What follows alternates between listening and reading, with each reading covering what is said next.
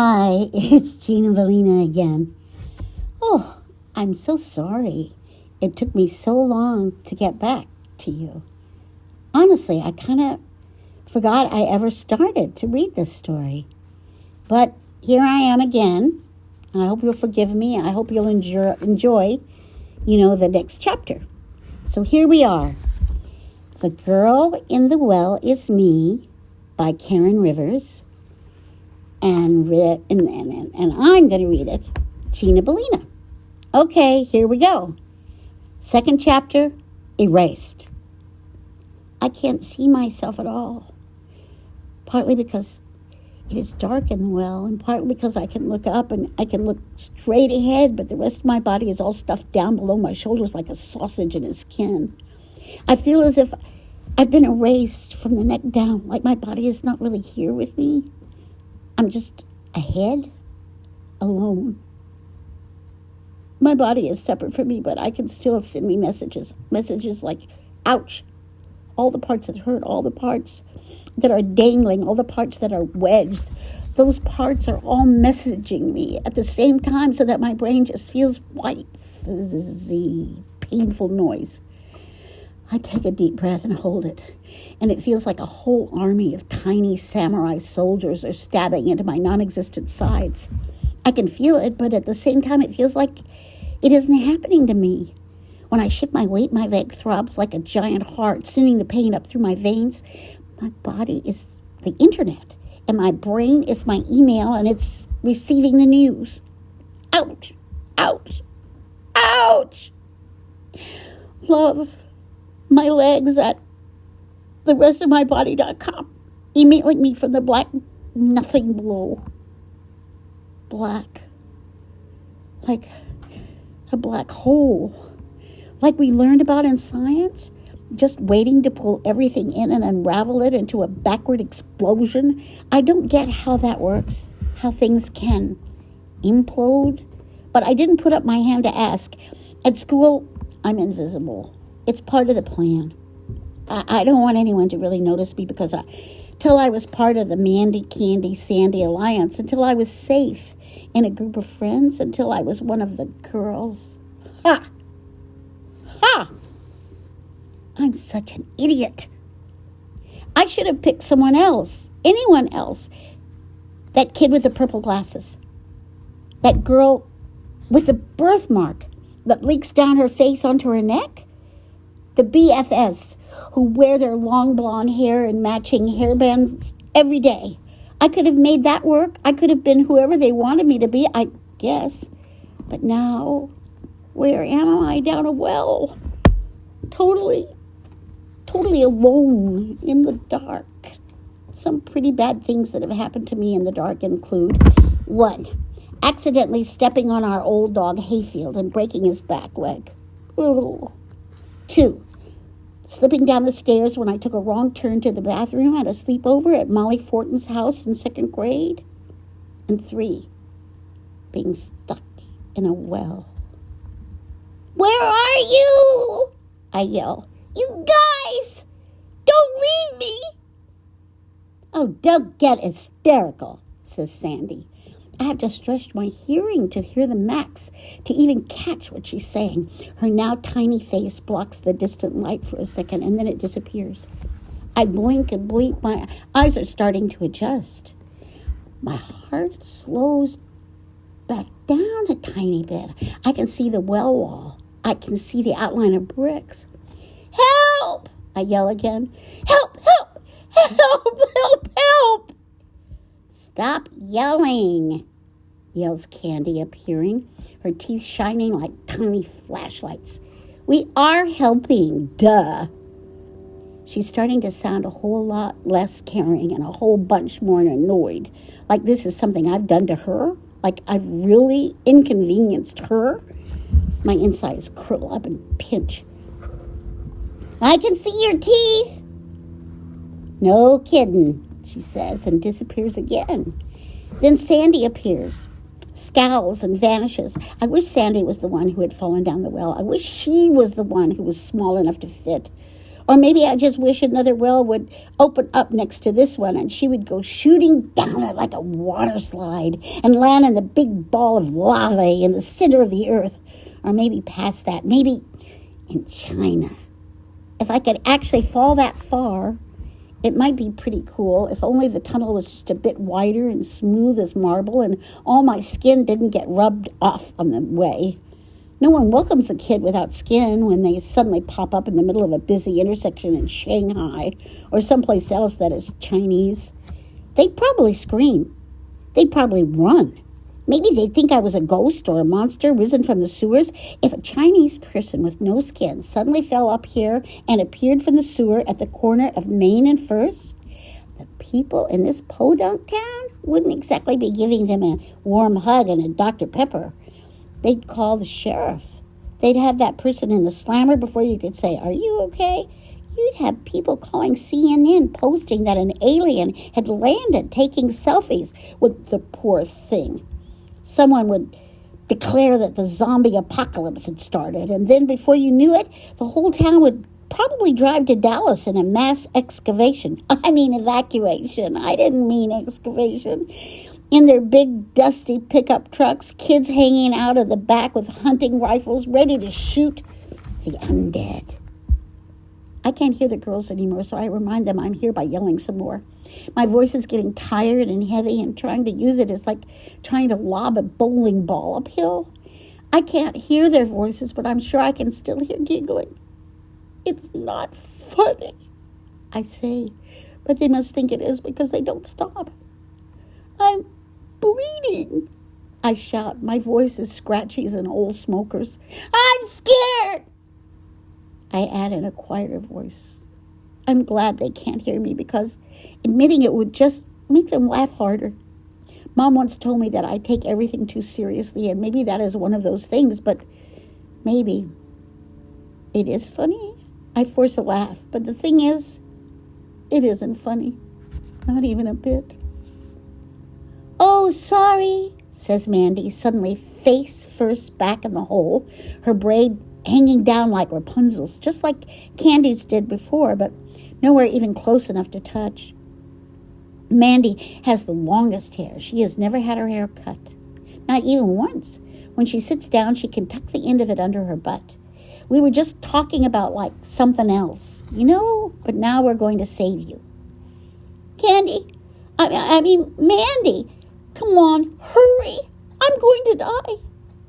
It's Amanda, she says snottily before disappearing again. We told you you have to be in the club to call us by our good names. I don't think I've ever hated anyone as much as I hate her right now, and that's the truth. Grrr, I say, though, down my throat. But the vibration makes my ribs hurt, so I stop. It smells bad down here, like farts and rotting fruit. I remember hearing once that even if you've never smelled something dead, when you do smell something dead, you know right away and will say to yourself, "Oh, that is the smell of something dead." Like it's programmed into our cells to recognize death. Well, I smell something dead. There is something dead underneath me, somewhere between me and China.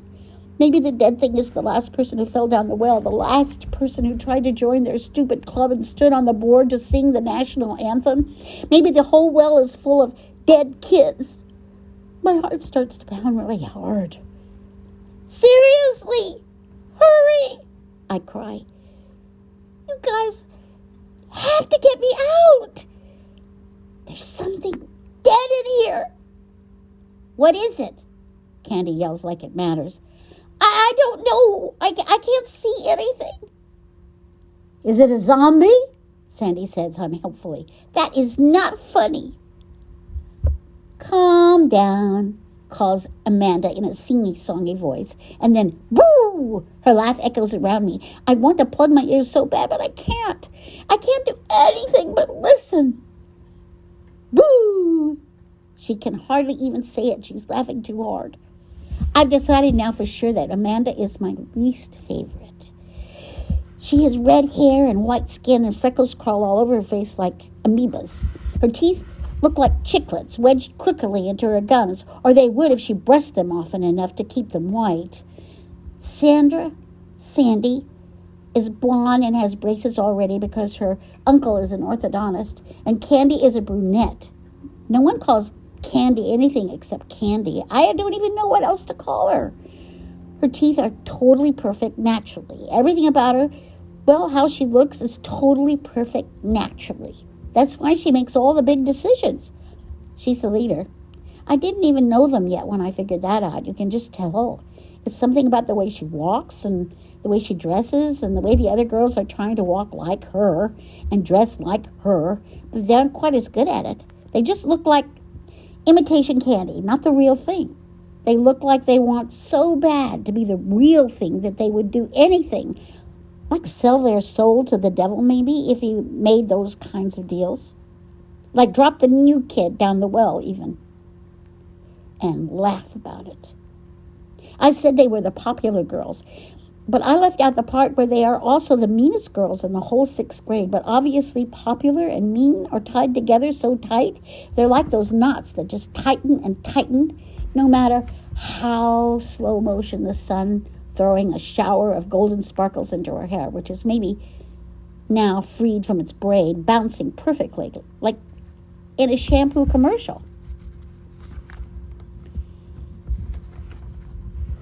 I wonder how long it will take me to get clean after this. I'll probably never be clean again. 10 years from now, I'll scratch my ear and dust will fall out. If I live that long, I guess. We don't even have a bathtub in our new place, only a really terrible rust-dripping shower that smells like cat pee and broken hearts. I used to love to take baths with a million bubbles so many that they were like a blanket that I could hide under. And my favorite bubbles smelled like chewing gum and had a pink girl on the bottle. She had boobs the size of watermelons, and her face was permanently frozen in a half-creepy smile. But the bubbles smelled like happiness and birthday parties and dancing and vanilla cake and everything good. I guess the bank reclaimed those bubbles, too. I hope those bankers love them. I hope they go home and take off their expensive-looking blue shirts and striped ties and then climb into a bath full of sweet pink bubbles. I hope they say to themselves, gosh, I'm so great. I stole those from an 11-year-old girl who never did anything wrong. I'm a good guy. Love these bubbles. Jerks. I hope they get a rash. In the dark, I'm starting to see things like underwater coral and moving shapes that I know aren't really there. They are just shadows on my eyeballs or things floating past my retinas. I blink hard. Staring at the hole where the light shines in has left a stamp on my eyes. So even if I close them, I see a round, lighter patch that's still out of reach, even though it's there on my eyelid. It's inside me, but I'll never reach it. Like how stuff in 3D movies can look real enough to touch. That sounds like a metaphor for something important, but I don't really get what it is. Metaphors and similes make my head hurt. Picking apart those sentences in language arts, making all those words fall away from their sentences and separating them into modifiers and whatevers. It's like sentence massacres, those poor words bleeding sadly all over the page. I don't know why school has to take everything good and turn it boring and painful and bad. If I ran a school, I'd make it fun. I'd make it better. I don't know how, but I would. Speaking of bleeding, my leg, it's wet and kind of sticky. I just don't know that's blood coagulating down there. Gross. Even the word coagulating is gross. It's a word that coagulates in your throat when you whisper it in the dark. Coagulating, I whisper, and then I cough hard, clearing it away. Anyway, I wish I hadn't worn these shorts, my favorites, cutoffs, that are the exact perfect length and I don't gape out at the waist. Like most jeans do on me, I bet they are ruined. I bet holes tore right through them while I was falling. I'll have to throw them out. I'll never get another pair. We just don't have money for that anymore. And shorts this good don't show up at the Goodwill. Once they found out that we shop at the Goodwill, the girls would have kicked me out anyway. I would never have tried to join Candy's stupid, awful club. It's ruined everything. I might even die. I thought it was going to be I thought I was going to be someone different here in Texas. I thought I was going to be someone tough and happy and sparkly and untouchable like they are. I thought I could do that, just start over in a different way. I was wrong. Mom would say, "Oh, honey, those girls aren't your friends and your people. And I know it. I knew it all along, but Mom isn't exactly around much now to give advice, and I didn't ask anyway. I didn't have to ask. I knew. I just didn't care. Maybe I wanted new people. My people would never have laughed at me, not even Tracy Kelleher. Not even after she stopped talking to me. She was never that kind of mean. Not Mandy mean, not let me fall down a well mean, not even close to that. Their meanness is multiplied by 3 because it's like if one person feels a certain way, then automatically the other do. They are practically the same girl, but times 3 times better, 3 times prettier, 3 times meaner. Candy, Amanda, and Sandra. Candy, Mandy, and Sandy. At first, I wish my name could be shortened or something that ends with an Andy, but now I'm glad it's not. It took me 5 whole days to work up the nerve to go up to Candy at recess and say, "Can I hang out with you guys?" I practiced first, trying to make it sound like I didn't care, like I was tougher and cooler than her.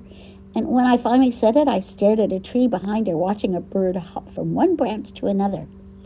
Scrunched my juice box up in my hand, casually tossed it in the garbage can behind her, kept my eyes off her face. The bird was small and brown. The juice box went into the can like a 3-pointer in basketball. I swept my hair out of my eyes. I was busy, and this was just a question, and it wasn't the most important thing I'd ever asked anyone. Like I didn't stay awake all night the night before practicing the ask. Out of the corner of my eye, I watched as she looked at me, up and down really slowly, and said, "Sorry, but we're all full. Like, we have a blonde, a brunette, and a redhead." As if it was obvious that all clubs had one girl with each hair color. "You don't have a black girl." I drawled back, improvising, talking slowly and deliberately. Candy said, "You aren't black?" Her eyes widened, and then she looked suspicious. "That's true, but my grandmother on my mom's side was." I made that up, but Candy didn't know anything about me yet. I squinted up at the sun. "You're just another brunette, and we don't really have room for you." But I could tell she was hesitating. "Please?" I said. If I could go back in time and erase anything, it would be that. Please. I showed weakness. I could tell by the way her back straightened up and she stared me down. She sucked all the power back from me through her eyes, and then she giggled. I should have walked away and started hanging out with someone else. There were plenty of kids who wanted to be with me. I was the new girl, the mysterious new girl, or I could have done what I got good at in my old school, which is to pretend to be really into my book and to not look up until the bell rang to go back inside, to be a secret inside myself, to stay away from everyone and anyone who could hurt me. I could have kept myself safe that way. But I totally wanted to be with them, to be them. It's so lame now that I think about it. It's so dumb. I'm so dumb to have ever wanted anything to do with them, but I couldn't help it. It had to do with the way they moved through the school like sharks, and the other students moved to the side. The way the kids stared at the 3 of them, like they were movie stars or just famous for being famous. And they have this clubhouse, an actual clubhouse, like in a movie or a book, that is to die for. Amanda's dad had built it just for them in their yard, right out front so everyone could see it. Her house was on the small hill behind the school so no one could miss it, perched up there like it was special, the most special house in town. Inside the clubhouse there was real furniture and curtains and a white shag rug and even an internet connection so they could watch movies in there on the Xbox. Out front there were 3 chairs painted in different colors, one for each of them, and not a pot of geraniums. Oh, yes, the pot of geraniums was the color of fireworks. It had everything. I wanted to live in that clubhouse. I wanted to put my posters of Rory on the walls. I wanted to lie on the bed in there and read Harry Potter books over and over again and never have to leave. Maybe you can be the one with short hair, Sandra said. Like we've already got a normal blonde, brunette, and redhead. I mean, I guess you can if you have to join. She looked at Candy. What? Sandy said. She could pull it off. She's, boyish. I'm just saying. I can do that. I don't know why I said that. My hair was the only thing in my life that was any good. It came down to my shoulders and I could make it do loose curls without even really trying. I could make it look like I'd spent the day at the beach. I could straighten it and make it shine like a crow's feathers. I could do any kind of braid you can even make up. I was good at braiding, maybe even better than they were. Really? Okay, good, Sandy said. Great. It will be like your test, part of it. We'll have other tests, but the first one is cutting your hair. Mandy will do it. She's awesome at hair cutting and stuff like that. I should have known that their stupid club was going to land me exactly where I am about to die in a well with a terrible haircut that Amanda did with her mom's kitchen scissors, the blades all sticky with who knows what, little patches of rust changing the usual snip, snip, scissor sound to something more like styrofoam rubbing against itself. Amanda, who had never had a haircut herself, not ever, like they made her a better person than everyone else. Why did I think she could do it? When she started cutting, I wasn't scared. Not really. It felt okay, the weight of my hair falling in clumps onto her kitchen floor. The other girls were oohing and awing. You are so talented, Candy said. You could be a hairdresser when you grow up. You totally should do that. Maybe even a movie star, said Sandy. Maybe even Talia, said Mandy. The girls sighed. They loved Talia. She was their favorite singer, but I didn't like her. She was too big. Not big like fat or tall, but big like in your face. I like people who stay gently where they are, a little bit behind what they are doing. They just sing. You think of the song first because it's so good before you think of the person doing the singing. And then you find yourself looking at them because they are so good at the thing they are doing, not because they are flapping their tongue in your face and screaming and all half naked and stuff. Too much. When I grow up, I'm going to be one of the gently present people. Grandma used to say that it was better to be gently present than to announce yourself. And I know exactly what you meant by that. Talia could have used a few lessons from Grandma. That's for sure. I'm going to be someone who makes you look slowly over to where I am. I mean, if I ever turn out to be good at anything. I felt pretty the way they were staring at me when they cut my hair. But now that I think of it, it was like I was showing off, sitting there letting them hack off all my hair. I was Talia. I was being bigger than I am. Oh, look at me in your face. But I liked it. That's the confusing part. I liked that they were looking. I guess I have a bit of Talia in me after all. I guess that's another bit of me that I don't like so much. Grandma wouldn't like it either. After it was done, I got up from that stool and I felt lighter, better, prettier. But then I looked and saw myself in the bathroom mirror, and I almost threw up my peanut butter and jelly sandwich all over the sink, which had toothpaste spit clumped by the drain.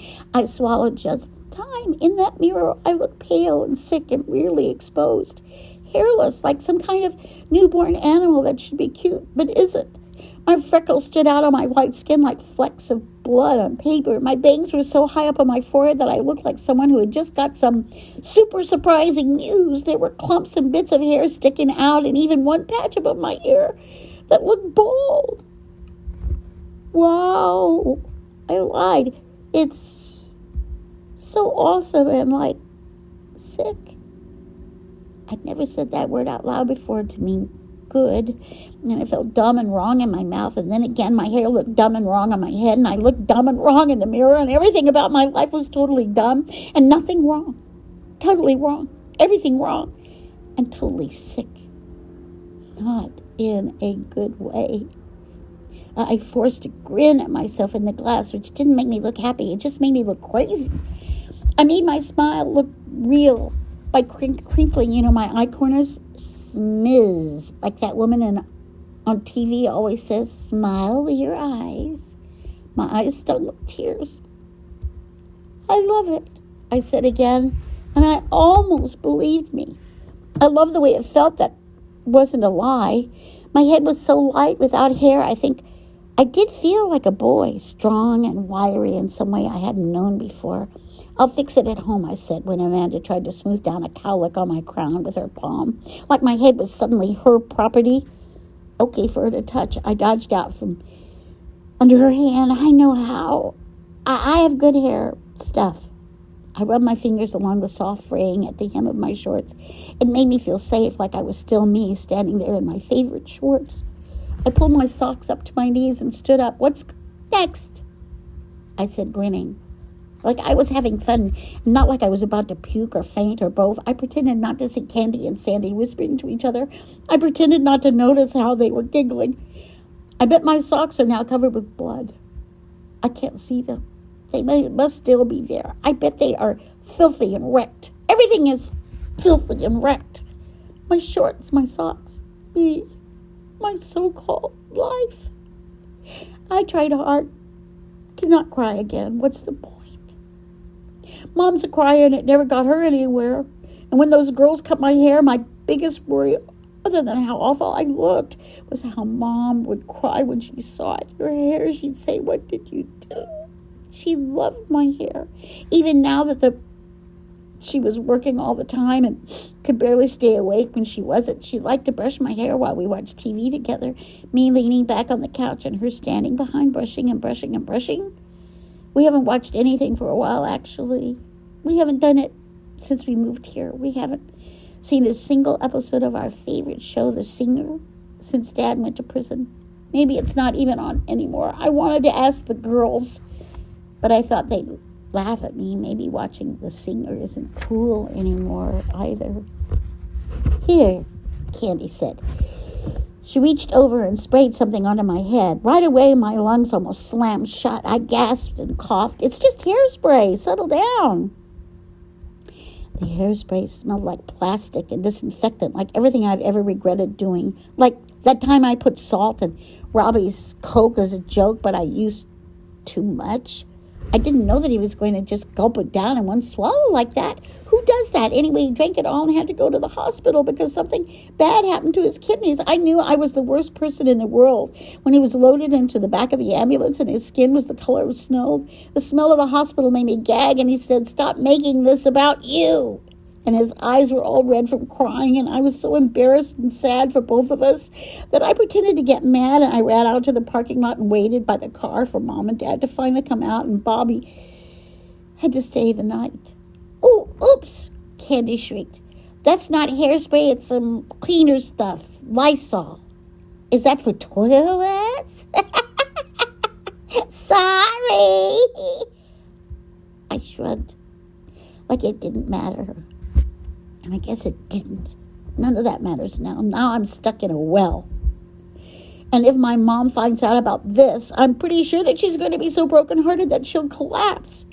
She might not be able to stop crying. Not if she starts for real. She's been holding it in for a while now. Come to think of it, she hasn't cried at all since we moved to Texas. And if I'm the one who breaks her down, I will die.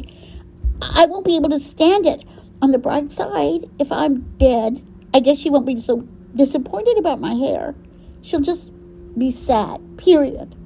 Sometimes I feel like Mom has all this stuff in a big bag she has to carry around. Everything about Dad and Texas and her 2 jobs and us. And she has to be brave about it. But just putting one more thing in it will make her drop it, and it could crush her completely, like in a cartoon. She'd be as flat as a piece of paper, freckled with a sprinkling of blood. And it will be my fault. But at least I won't know about it if I'm dead and all that.